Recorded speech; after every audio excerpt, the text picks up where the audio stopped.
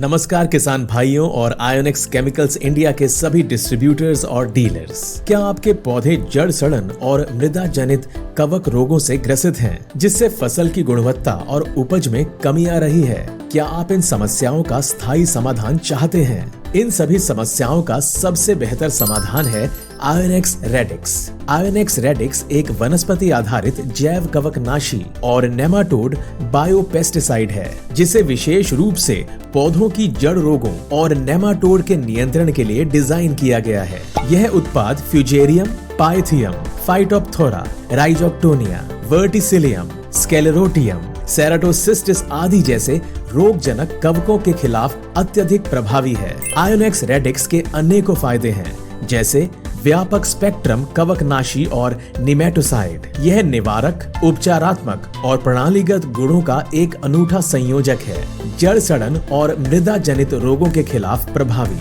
यह जड़ सड़न, damping off, collar rot, stem rot, fusarium wilt रोग और रूट नॉट नेमाटोड के लिए सबसे अच्छा कवकनाशी है। मिट्टी का धुआंकरण, यह मिट्टी में बीजाणु अंकुरण से पहले ही नष्ट कर देता है। लंबे समय तक प्रभावी, यह मिट्टी में लंबे समय तक बना रहता है, जिससे जड़ को स्वस्थ और रोगजनक हमले से मुक्त रखता है। पौधों पर फाइटोटॉनिक प्रभाव, यह जड़ और पत्ती का आकार बढ़ाता है। क्लोरोफिल की मात्रा, गुणवत्ता और उपज में वृद्धि करता है। उपयोग और खुराक, आयोनिक्स रेडिक्स का प्रयोग सुबह और शाम के समय मिट्टी में करना चाहिए, जब तापमान ठंडा हो, और उसके बाद हल्की सिंचाई करनी चाहिए। दोपहर के समय उपयोग से बचें। इसे 7 से 8 दिनों के अंतराल पर या रोग की घटना के आधार पर प्रयोग किया जा सकता है। अनुशंसित डोज 250 मिली प्रति एकड़ है।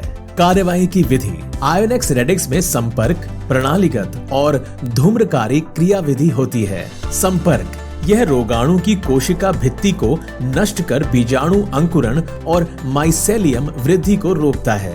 प्रणालीगत, यह जाइलम ऊतकों के माध्यम से जड़ों द्वारा अवशोषित होता है और रोगाणु बीजाणुओं को मारता है। फ्यूमिगेंट, यह मिट्टी में कवक के सुप्त अवस्था को निष्क्रिय करता है और कवक के इनोकुलम्स को न्यूनतम करता है। अपने नजदीकी आयोनिक्स वितरक से आयोनिक्स रेडिक्स आज ही खरीदें और अपनी फसलों को जड़ सड़न और नेमाटोड के रोगों से सुरक्षित और स्वस्थ बनाएं।